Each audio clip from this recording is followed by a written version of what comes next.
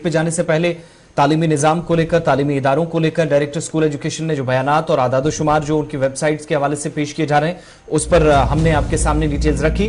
लेकिन जम्मू कश्मीर के अंदर नई तालीमी पॉलिसी के तहत एक बड़ा फैसला होने जा रहा है जो मुल्क के बाकी हिस्सों की तरह होगा, और एनसीईआरटी की निसाबी किताबों पर नजरसानी का सिलसिला शुरू कर दिया गया है। काम इस वक्त जारी है, यानी 2024-25 में कोशिश है कि नया सिलेबस, नया निसाब जिसकी शुरुआत हो, और जो किताबें हैं, बच्चे जो बेसिक बुक्स पढ़ते हैं उनको तब्दील करके नई किताबें मुतारिफ कराई जाएंगी। ये पहला ऐसा मौका होगा जब जम्मू कश्मीर के अंदर नई तालीमी पॉलिसी के मुताबिक इस तरह का फैसला लिया जाएगा, और एनसीईआरटी की जो निसाबी किताबें हैं उन पर नजरसानी का काम इस वक्त जारी है। नेप 2020 में शुरू की जाने वाली जो नई एजुकेशन पॉलिसी थी उसके मुताबिक ये काम हो रहा है। और एक और फॉर्मूला जो सरकार की तरफ से अपनाया गया वो है एनसीएफ का, यानी नेशनल करिकुलम फ्रेमवर्क, जिसके मुताबिक ये जो सारा सिलसिला है वो चल रहा है। नई किताबें 2024 और 25 के तालीमी सेशन में मुतारिफ कराने का इम्कान है, और ये एक लंबा काम है। मुतलका वजारत के मुताबिक इसके लिए कोशिशें मजीद तेज कर दी गई हैं। किताबों पर जो किताबें तैयार की जा रही हैं, जो नया सिलेबस बन रहा है वो नए एनसीएफ के मुताबिक उस पर नजरसानी की जा रही है, और काम बहुत लंबा है, इसलिए थोड़ा वक्त लग सकता है। दरसी किताबों को तैयार करना एक मेहनती काम वजारत खुद मान रही है, और सीनियर जो जिम्मेदारान वजारत के अंदर या महकमों के अंदर हैं वो इस वक्त मानते हैं कि तरमीम शुदा जो एनसीएफ है उसके मुताबिक ये तमाम जो national council of education research and training यानी एनसीईआरटी की निसाबी किताबें, जो नया सिलेबस है वो 2024-25 में जब तैयार होगा तो डिजिटल फॉर्मेट में ये दस्तयाब होगा। यानी डिजिटल इंडिया का साथ साथ फॉर्मूला भी, उस पर भी फोकस, और सिलेबस नई तरीके से एनसीएफ के मुताबिक सामने आए। कोविड-19 के बीच जो सबक वजारत ने सीखा, महकमे ने सीखा, उसने बहुत चीजें सिखाई कि डिजिटल तरीके से कैसे, अगर आपके पास किताबें नहीं है तो डिजिटलाइजेशन का प्रोसेस कैसे तालीमी निजाम में मुतारिफ कराया जा सकता है, वैसे एक सिलसिला यहां पर भी नाफिज करने की कोशिश है। दूसरी बड़ी बात यहां पर ये निसाबी किताबें जो हैं वो बेसिक यानी एनसीईआरटी की जो बुक्स हैं आज के वक्त में जो चलती हैं, पूरा सिलेबस एनसीएफ के मुताबिक चेंज करने की कोशिश है। लेकिन 23-24 में यह भी नहीं होगा, इसके लिए तो लगभग चीजें क्लियर हैं। 24-25 में नई किताबें मुतारिफ कराए जाने का इम्कान है। बच्चे एनसीईआरटी की जो नई बुक्स है वो पढ़ेंगे।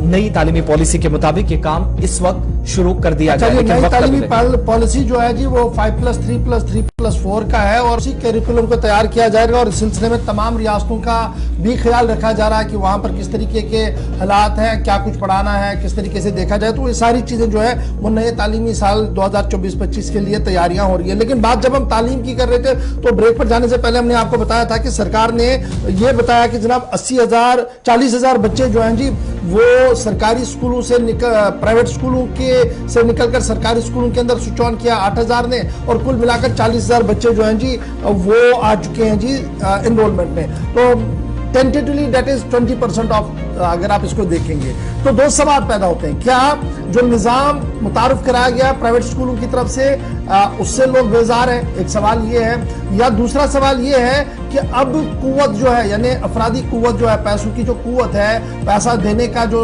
निजाम है, क्या इतना ज्यादा कमजोर हो गया है कि अब जनाब बच्चे शिफ्ट किए जा रहे हैं? ये भी एक बड़ा सवाल है। लेकिन क्या कुछ चल रहा है, हमारे साथ डॉक्टर हरबख्श सिंह साहब है, क्योंकि मैंने जब बात की थी कि जनाब आज के दिन में भी जब नाज़िम तालीम साहब ये कह रहे हैं कि ऑल इज वेल, नजर रखी जा रही है, कंप्लेंट अगर किसी को तो है तो ऑनलाइन कंप्लेंट उन्हें सुनाते हैं। डॉक्टर साहब बहुत शुक्रिया जी ज्वाइन करने के लिए। आज बिना पॉलिटिक्स के, आप पेरेंट हैं, आपके भी बच्चे पढ़ रहे हैं, आप पब्लिक रिप्रेजेंटेटिव भी है, दूसरी बात ये भी है, खबर क्या है जो हम बता रहे हैं, क्या उसकी कहीं पर सच्चाई आपको नजर आ रही है या कुछ और भी है?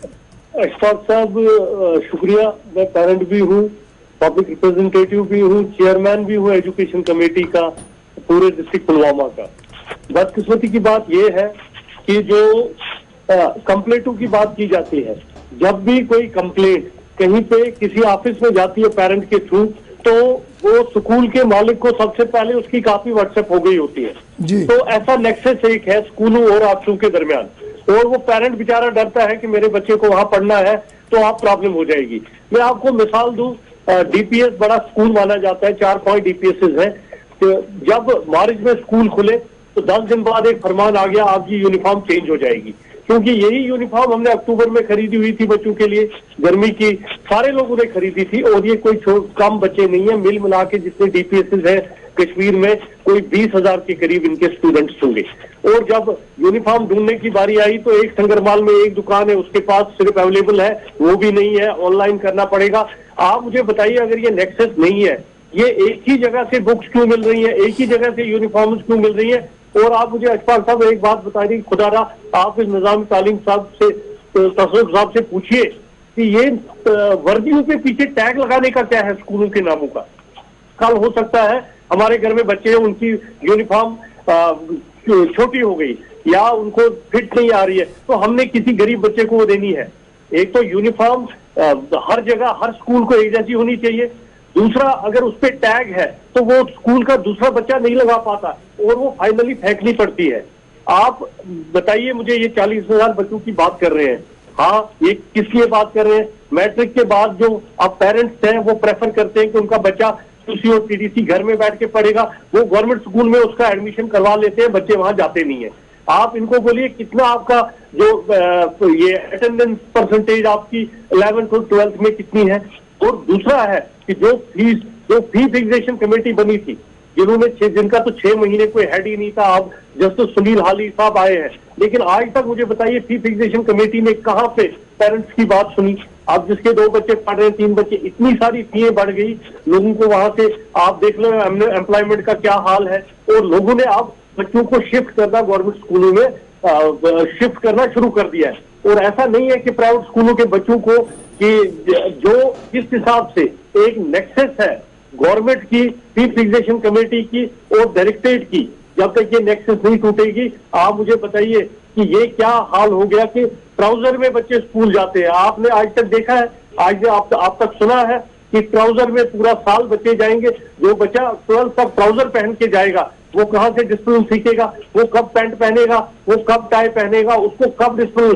स्कूलों में एक डिसिप्लिन होता था कि आपने एक पैंट शर्ट पहननी है, एक व्हाइट शर्ट पहननी है, तो वो रोज धोई जाती थी, साफ सुथरा बच्चा जाता था। आज ट्राउजर पहने हुए बच्चे घर में भी ट्राउजर पहनते हैं, वहां भी ट्राउजर पहनते हैं। अगर आप यूनिफॉर्मों का हाल देखें और जिस घटिया क्वालिटी की यूनिफॉर्म अवेलेबल है, 15 दिन भी यूनिफॉर्मों को नहीं निकले। आपको मैं फोटो भेज सकता हूँ यूनिफॉर्मों के। तो हरबंस सिंह साहब एक चीज बताइएगा, इस सारे सिलसिले के बीच में आप कह रहे हैं नेक्सस है, वालिदैन परेशान है, मनमानी जारी है प्राइवेट स्कूल्स की, बहुत सारे स्कूलों में खामियां हैं, फिर सिस्टम कौन चला रहा है? अभी हम 2 दिन पहले देख रहे थे कि एफएफआरसी के सरबराह नहीं थे, 2 दिन पहले आए, अब तो उन्होंने जिम्मेदारी संभाली है, लेकिन अब तक ये सारे मामला सुलझाता कौन है? फिर डील कौन करता है? कैसे ये सारी चीजें तय होती हैं? कौन क्या करेगा, किस लेवल पर?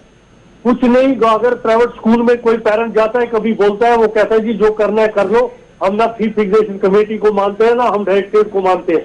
आप बताइए किस बड़े एक स्कूल पे इन्होंने कार्रवाई की? एक स्कूल का नाम ले लीजिए, यहाँ 10 स्कूल हैं जो काफी बड़े स्कूल हैं, जिनके पास 7-7, 8-8 हजार बच्चे हैं।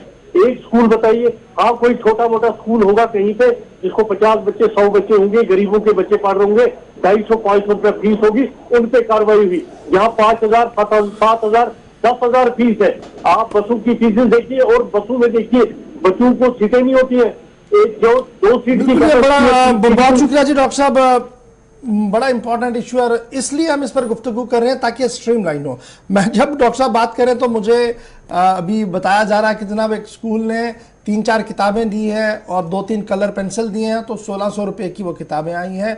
ये अनफॉर्चुनेट है। फिर डॉक्टर साहब बताएंगे जी, बताएं किसी के पास शिकायत है? डॉक्टर साहब ओपन शिकायत है आपके सामने, लेट अस होप सो कि कोई कार्रवाई हो। बहरहाल बढ़ते जी।